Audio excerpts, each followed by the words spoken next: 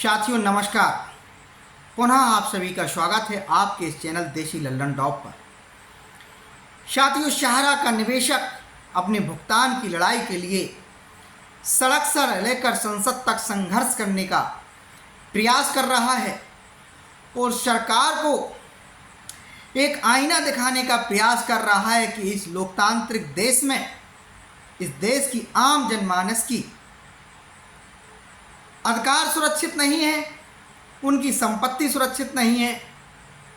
सरकार की एजेंसियां लाइसेंस देती हैं और फिर जनता को उनसे लूट करके इस देश में लोग भाग जाते हैं और आम मध्यम वर्गीय परिवार के लोग, गांव गरीब के लोग, मजदूर किस्म के लोग, किसान समाज के लोग अपने पैसे के लिए, अपनी संपत्ति को प्राप्त करने के लिए दर दर भटकते रहते हैं।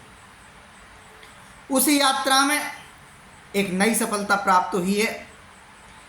साथियों, हमने एक शिकायत को प्रवर्तन निदेशालय ईडी को भेजा हुआ था। हालांकि अभी उस शिकायत पर कोई हमें जानकारी प्राप्त नहीं हुई कि ईडी के द्वारा क्या एक्शन लिया गया। शिकायत अभी भी पेंडिंग दिख रही है।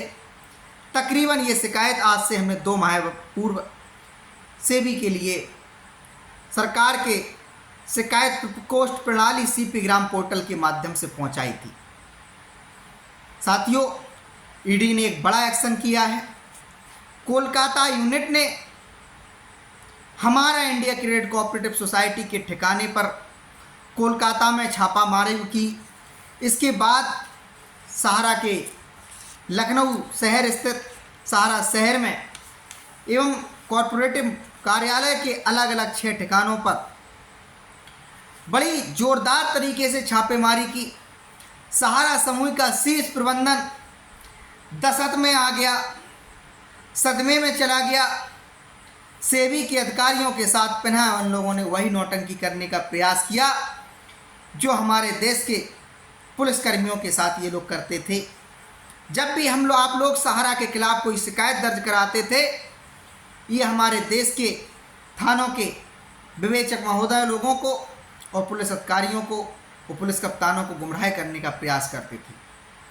लेकिन देश की केंद्र सरकार की एजेंसी ईडी को ये गुमराह कैसे कर पाते?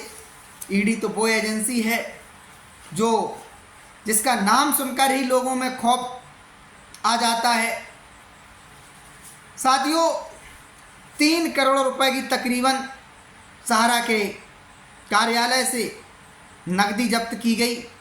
जिस सहारा समूह कहता है कि हमारे पास 1 रुपए भी भुगतान करने के लिए नहीं है, उस सहारा समूह के कार्यालयों से 3 करोड़ रुपए, 2.98 करोड़ रुपए का जब्त किया है सेबी ने।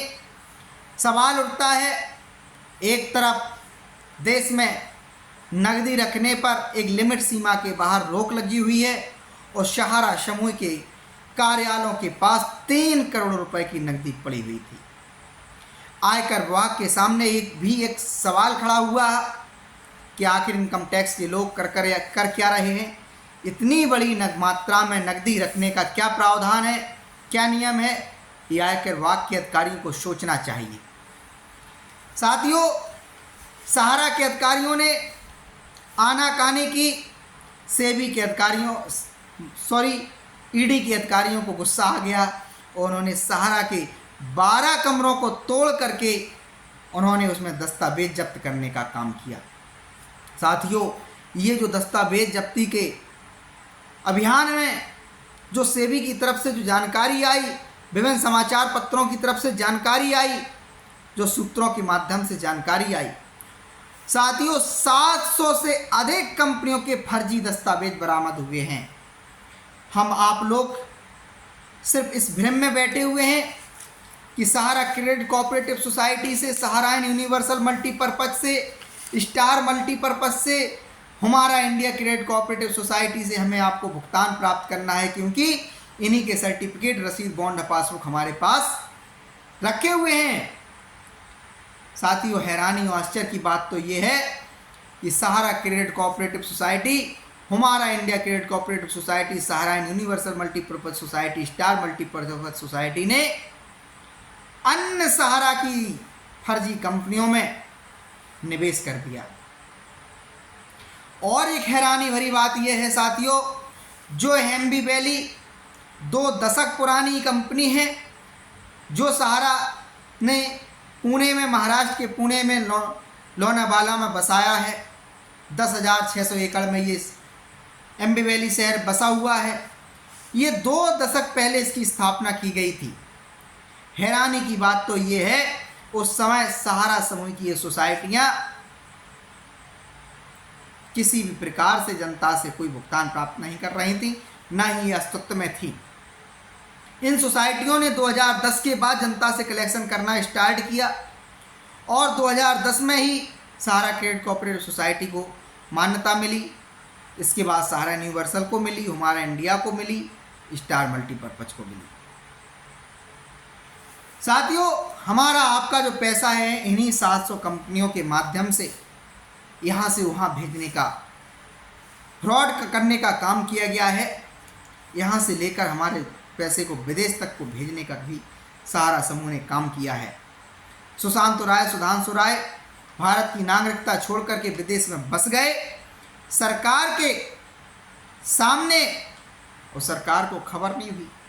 सेबी बैठा रहा और एसएफआईओ जांच ही करता रहा, इनकम टैक्स भी छापे मारता रहा और पिछले 1 दशक से अधिक सहारा समूह के खिलाफ SEBI, income tax, SFIO, central registrar, company मंत्रालय, वित्त मंत्रालय, देश की अन्य एजेंसियां, अलग अलग प्रदेशों की एजेंसियां सहारा समूह के खिलाफ छापेमारी ही करती रही, जांच ही करती रही। ऐसे में सवाल उठता है, क्या ईडी की कार्रवाई से निवेशकों का कोई भुगतान प्राप्त होगा?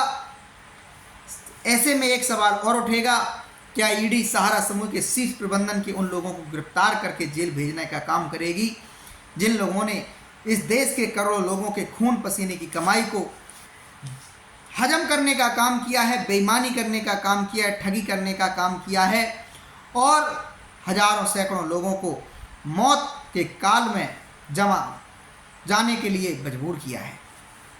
ऐसे में साथियों, कुछ हमारे सामने आंकड़े रखे हुए हैं, वो आप लोगों के समक्ष रखना चाहता हूँ। सहारा समूह के कपूरथला कॉम्प्लेक्स से 12 पेन ड्राइव डिजिटल डाटा में प्राप्त हुई, 12 से ज़्यादा हार्ड डिस्क, चल अचल संपत्तियों से जुड़े दस्तावेज सभी ने माननीय ईडी के अधिकारियों ने जब्त करने का काम किया। बेशकीमती भूखंडों की रजिस्ट्री के दस्तावेज साथियों जब्त करने का काम किया। जब ईडी के अधिकारियों ने सहारा के उन अधिकारियों से पूछताछ की और उनसे पूछा इनके मालिकों के नाम बताइए, तो गोलमोल जवाब देते नजर आए। साथियों, हमारे आपके पैसे से क्या सहारा समूह के लोगों ने किसी व्यक्ति विशेष के नाम संपत्तियां अर्जित कर ली? हो क्या रहा है ये सहारा समूह के अंदर? सहारा के अधिकारी कर क्या रहे हैं? क्या इनमें जरा सी भी नैतिकता नहीं बची हुई है? साथियों, एक बड़ी खबर है। हम अब सब लोग समझते हैं सहारा शहर, सहारा ने लखनऊ में जो बसाया हुआ है, सहारा शहर की निजी संपत्ति है। सहारा इंडिया समूह ने जनता के पैसे से वो संपत्ति अर्जित की तो वो संपत्ति जनता के पैसे से ही, लेकिन सरकार में बैठे हुए पता नहीं कितने नेताओं अधिकारियों को मलाई खिलाने के बाद वो संपत्ति अर्जित की। साथियों, 1995 में एलडीए की तरफ से सहारा को 100 एकड़ जमीन लीज पर दी गई थी। इसके अलावा 1 से 70 एकड़ लखनऊ नगर निगम के द्वारा सहारा समूह को, सहारा इंडिया हाउसिंग लिमिटेड को ये ज़मीन दी गई थी। 1995 में जो ज़मीन दी गई थी ग्रीन लैंड के लिए इस्तेमाल की गई थी। हम सभी लोग देख रहे हैं सहारा समूह ने क्या किया।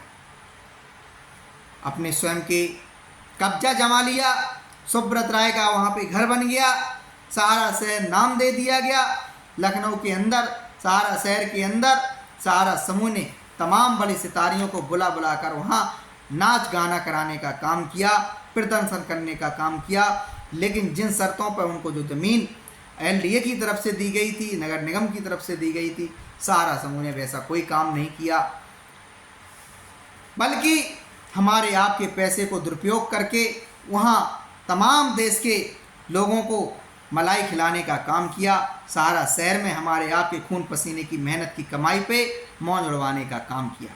धिक्कार है ऐसे सितारों को, ऐसे नेताओं को, ऐसे अधिकारियों को जिन्होंने आम जनमानस की, गरीब किसान मजदूर की, गांव में रहने वाले लोगों की पैसे पर मौज करने का काम किया।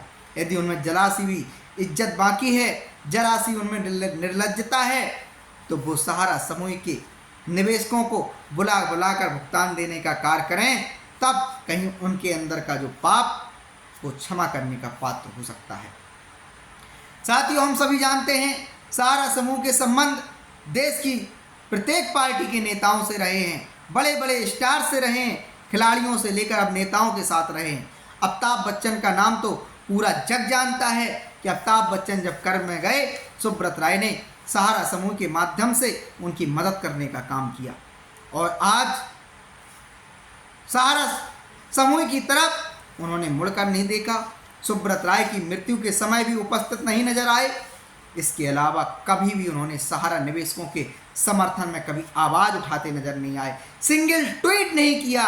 ऐसे व्यक्ति को धिक्कार है जिसने हमारे आपके पैसे पर मौज करने के बाद अपने जीवन को व्यवस्थित करने का काम किया है। आज स्वयं एक आंकड़े, कई सारे इंटरनेट पे आंकड़े डले हुए हैं जहां अमिताभ बच्चन की 3000 करोड़ रुपए की संपत्ति बताई जाती है, लेकिन उस अमिताभ बच्चन को कभी 90 करोड़ रुपए का कर्ज चुकाने का पैसा नहीं था। तब सहारा समूह के सुब्रत राय ने उसको हमारे आपके पैसे से उसको मदद करने का काम किया था, लेकिन उस निर्लज्ज आदमी के मुंह से कभी सहारा निवेशकों के लिए कोई एक आवाज़ उठाते हुए नहीं देखा गया है।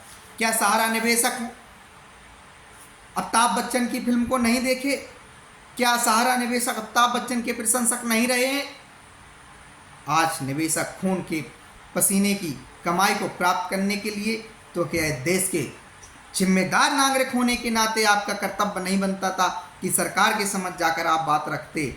और आपकी तो स्वयं पत्नी सांसद हुआ करती हैं, कभी उन्होंने सहारा निवेशकों की आवाज़ को उठाने का क्या कार्य किया? सुब्रत राय के साथ खुली गाड़ी पर घूमने का कार्य करती थी जया बच्चन जी। क्या आप 35 करोड़ में आप छोटे छोटे इन्वेस्टर जिनका 2000, 5000, 10,000, 20,000 रुपए आप बुला करके अपने आवास पे भुगतान करने का कार्य करते? अरे किसी का नहीं करते, कम से कम उन गरीब लोगों का तो कर देते जो मुंबई शहर के अंदर रहते थे। साथियों, खैर पैसा हमारे आपका फंसा हुआ है, लड़ाई हमें आपको लड़नी है, संघर्ष हमें आपको करना है, और ये संघर्ष में हम आप सफल होंगे।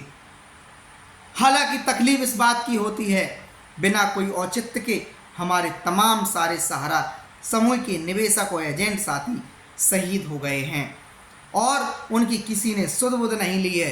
किसान यदि किसी आपात स्थिति में, किसी प्राकृतिक आपदा में, किसी हादसे का शिकार हो जाता है, सरकार उसको मुआवजा प्रदान करती है। हमारा सैनिक देश की सीमा पर अगर किसी कारण से शहीद हो जाता है, सरकार हमारी उसको मुआवजा देने का कार्य करती है, उसके परिवार को मदद देने का, सम्मान देने का कार्य करती है। लेकिन क्या सहारा निवेशक ये दुबई से आए हुए हैं, बांग्लादेश से आए हुए हैं? क्या ये रोहिंग्या लोग हैं? क्या ये नेपाल, पाकिस्तानी विदेशी लोग हैं? क्यों, आखिर किस अपराध की ये सरकार की एजेंसियों ने इनको सजा दी है? आपने तमाम सारे आंकड़ों को जाहिर किया है, कई बार कई आपके अधिकारियों के माध्यम से, विभिन्न जांचों के माध्यम से आता रहा कि सहारा समूह ने घोटाला कर दिया है, घपला कर दिया है, लेकिन गिरफ्तारी से क्यों डर लग रहा है? क्या कारण रहा सेंट्रल रजिस्ट्रार ने अभी तक सहारा समूह की एक एक संपत्ति का परिसमापन कराने के लिए सरकार के सामने पत्र नहीं लिखा, माननीय सुप्रीम कोर्ट के सामने जाके अर्जी नहीं लगाई? जैसा कि चर्चा में बना रहता है कि माननीय सुप्रीम कोर्ट के आदेश पर सहारा समूह पर एम्बार्गो लगा हुआ है। तो क्यों नहीं सरकार की सारी एजेंसियां मिलकर के सुप्रीम कोर्ट के सामने जाकर के एक पिटीशन दायर करती, उस पिटीशन के माध्यम से कहती हमारी प्राथमिकता में इस देश का नागरिक है, इस देश का गरीब किसान मध्यम वर्ग आदमी है जो कुछ कमियों के कारण, कुछ गलतियों के कारण, कुछ लालच की वजह से आज तनाव में जीवन जी रहा है, उसके बेटे पढ़ नहीं पा रहे हैं, उसका जीवन नरकमय हो रहा है। क्या माननीय सुप्रीम कोर्ट में बैठे हुए हमारे न्यायाधीश महोदय क्या देश के निवेशकों के हित में कोई अब तक आदेश पारित नहीं करते? सच्चाई तो यही है, जितना बेईमान, जितना करप्ट सहारा समूह के शीर्ष प्रबंधन के अधिकारी हुआ करते थे, उतने ही पारदर्शी तरीके से काम कभी नहीं किया गया जितने पारदर्शी तरीके से सरकार की एजेंसियों को करने का काम करना चाहिए था। हम ये नहीं कह रहे सरकार में बैठे हुए समस्त अधिकारी, समस्त नेता करप्ट हैं, लेकिन कोई ना कोई व्यक्ति तो करप्ट था जिसके कारण अभी तक निवेशकों का भुगतान नहीं हुआ।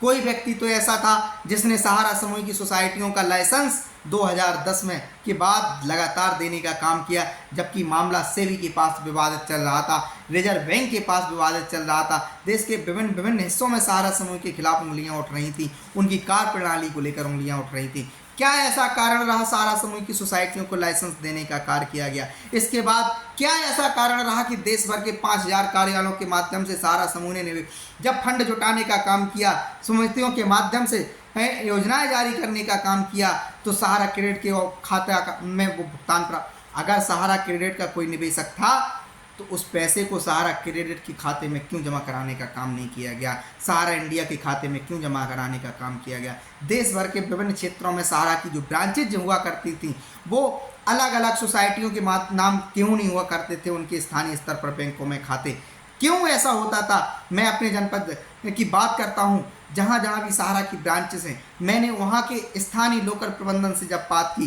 कि आपका पैसा सहारा समूह के मुख्यालय को किस प्रकार से भेजने का काम किया जाता है या आपके पास वहाँ से किस प्रकार से भुगतान की व्यवस्था की जाती है, उनका स्पष्ट क्लियर कट जवाब होता था कि निवेशकों से जो पैसा आता है वो ब्रांच में जमा किया जाता है, उसके बदले में उनको सर्टिफिकेट, रसीद यहाँ से जारी कर दिए जाते हैं। यहाँ जो पैसा कलेक्शन के रूप में आया उसको स्थानीय बैंक में, जिस बैंक में सहारा समूह का खाता खुला होता है, वहाँ जा करके जमा करा दिया जाता है। तो यदि पैसा सहारा क्रेडिट के सर्टिफिकेट के माध्यम से निवेशक ने डिपॉजिट कराया तो सहारा क्रेडिट के खाते में क्यों जमा नहीं कराया गया?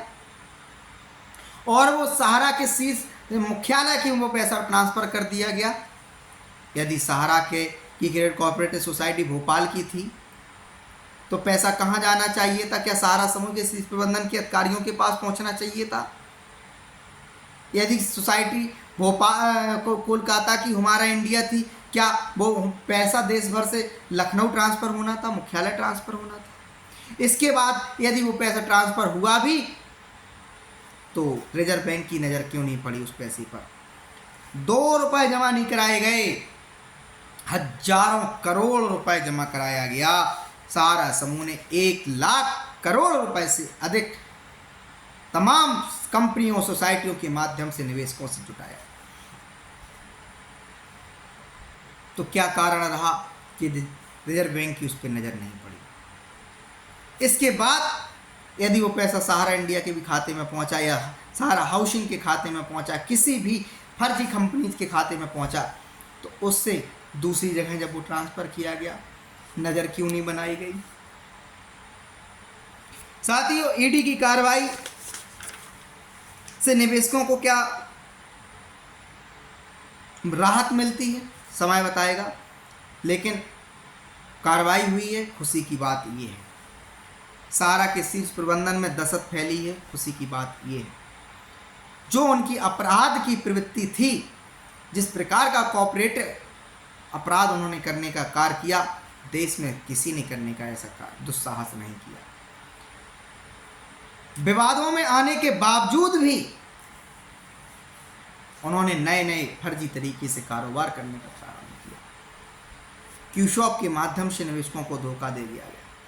जनता में ई स्कूटी की बात की गई, वो भी कारोबार उनका फेल हो गया। बिंड आया शिक्षा के क्षेत्र में, वो भी उनका फेल हो गया। हाउसिंग की योजना आई, लोगों को सपनों के शहर, सपनों का घर दिखाने की बात आई, वो भी योजना उनकी फेल हो गई। जब आप ईमानदारी की नींव पर खड़े होते हैं तो आप ऊंचा महल बना सकते हैं। बेईमानी की नींव पर खड़ा हुआ महल आज नहीं तो कल गिरना ही है। ये बात सहारा समूह के अधिकारियों को पता नहीं क्यों समझ में नहीं आई। कौन लोगों से वो सलाह लेते हैं, किन लोगों को वो अपनी लीगल टीम में शामिल करते हैं? क्या अनपढ़ लोग उनके पास राय देने वाले हैं? क्या अनपढ़ लोग? बेईमानी, छल कितना भी छुपाओ, कभी ना कभी तो सामने आएगा ही आएगा। और साथियों, ईडी का ताबड़तोड़ एक्शन हुआ है। निश्चित ही बड़ी मात्रा में सहारा के खिलाफ कार्रवाई होने का ऐसा संदेश मिला हुआ है। इसके अलावा एक सवाल देश के उन IAS PCS अधिकारियों के सामने से ईडी की कार्रवाई ने खड़ा कर दिया कि एक दशक से निवेशक चिल्ला चिल्ला करके ज्ञापन देकर, प्रार्थना पत्र देकर, FIR करा करके कह रहा था कि सहारा समूह ने फ्रॉड किया है, बेईमानी किया है, पैसा नहीं दे रहे हैं, इसका सुप्रीम कोर्ट की कार्रवाई से कोई लेना देना नहीं है। लेकिन IAS PCS लोगों ने सहारा समूह को तलब करने का काम नहीं किया, उनके खिलाफ एक्शन लेने का काम नहीं किया, उनकी संपत्ति को बेचने का काम नहीं किया, उनके दस्तावेजों को जब्त करवाने का काम नहीं किया, उनके मुख्यालयों पे जाकर के जांच करवाने का काम नहीं किया। उनके खिलाफ यदि इन्वेस्टिगेशन देश भर के जहां भी IAS PCS को एप्लीकेशन सहारा के खिलाफ मिली थी, यदि वो एक्शन लेने का कार्य करते तो आज ईडी को ज़रूरत नहीं पड़ती एक्शन लेने की। निवेशक को दर दर नहीं भटकना पड़ता अभी तक। क्या इस देश में इतने आपराधिक कानून, सिविल कानून इतने बनाए गए हैं, क्यों उपयोग नहीं किया गया? क्या उनकी पर्दी के बाहर था? जो पेन ड्राइव ईडी ने जब्त किया, जो हार्ड डिस्क ईडी ने जब्त किया, जो नकदी ईडी ने जब्त किया, वो आपके पास भी जब्त करने का तमाम सारी शक्तियां थी। वीडियो लंबा हो रहा है, आप लोगों से चलते चलते एक प्रार्थना करेंगे कि सहारा समूह के खिलाफ यदि भुगतान प्राप्त करना है, सरकार से एक ही डिमांड करिएगा, आपको जो करना है सहारा समूह के खिलाफ करते रहिए, हमारे लिए फंड नियुक्त कर दीजिए। आप जब आप देश में इतनी सारी हजारों योजनाएं चला सकते हैं तो एक योजना सहारा के 10 करोड़ निवेशकों के लिए चलाइए, उनके लिए फंड नियुक्त कर दीजिए 2 लाख करोड़ रुपए का, 1 लाख करोड़ रुपए का। और सहारा की संपत्ति को उठा करके LIC को दे दीजिए, SBI को दे दीजिए, किसी कंपनी को दे दीजिए। तमाम सा सरकार की पेट्रोलियम मंत्रालय से लेकर कोयला मंत्रालय से लेकर अलग अलग मंत्रालयों के पास तमाम का सरकार की कंपनियां, उनको सौंप दीजिए। वो धीमे धीमे करके वहाँ विकास की योजनाएं चलाएंगी और उनसे धन भी कमाएंगे। लेकिन आप लोग एक फंड नियुक्त करके निवेशकों का भुगतान जारी करने का काम कीजिए। अभी केवल सहारा रिफंड पोर्टल पे सहारा समूह की एक एक कंपनी, एक एक सोसाइटी का निवेश को भुगतान देने का कार्य कीजिए। ये भी आपके देश के लोग हैं। ऐसी प्रेयर हम अपने YouTube चैनल के माध्यम से आप लोगों से करते हैं कि आप PMO को लगातार लेटर भेजिए, देश के राष्ट्रपति को भेजिए, गृह मंत्रालय भेजिए, वित्त मंत्रालय भेजिए, सहकारिता मंत्रालय भेजिए, सेबी को भेजिए, रिजर्व बैंक को भेजने का काम कीजिए। जब तक भेजिए जब तक आपकी इस बात को मान ना लिए जाए। सड़क से लेकर संसद तक आपकी आवाज़ पुरजोर तरीके से उठाई जा रही है। तमाम सारे संगठन सहारा के लिए लड़ने के लिए तैयार है, लेकिन सहारा का निवेशक और एजेंट स्वयं बाहर नहीं निकलना चाहता है, सड़क पर नहीं आना चाहता है, अपनी ताकत को नहीं दिखाना चाहता, घर में बैठ कर के एक दूसरे को कोस करके रोने पर मजबूर है। मैं समझता हूँ आप लोगों की अभी दर्द है, आप लोगों की तकलीफ है। आप लोग यदि घर छोड़ करके लड़ाई के लिए निकल आएंगे तो अब पैसा लड़ाई के लिए भी चाहिए होता है, पेट्रोल चाहिए होता है, उस धरना प्रदर्शन तक, स्थल तक जाने के लिए, ज्ञापन देने के लिए भी पैसे की ज़रूरत पड़ती है। लेकिन संगठन बनाने का प्रयास तो आप लोग कर ही सकते हैं। आप लोग सोशल साइट्स का तो इस्तेमाल करते ही सकते हैं। फेसबुक पर तो वीडियो अपलोड कर सकते हैं, यूट्यूब पर तो भी कर सकते हैं, इंस्टाग्राम पर भी तो कर सकते हैं। 10 मिनट आप प्रत्येक दिवस भुगतान की लड़ाई तो लड़ सकते हैं, किसी ना किसी माध्यम से पोस्ट कार्ड को तो भेज सकते हैं। लेकिन हाथ पर हाथ रखने से क्या होगा? सिर्फ वीडियो देख करके सुन लीजिए और कहानी कथा रामायण की तरह स्किप करके आप भूल जाइए। ये भूलने का विषय नहीं है, एक काम करने का विषय है।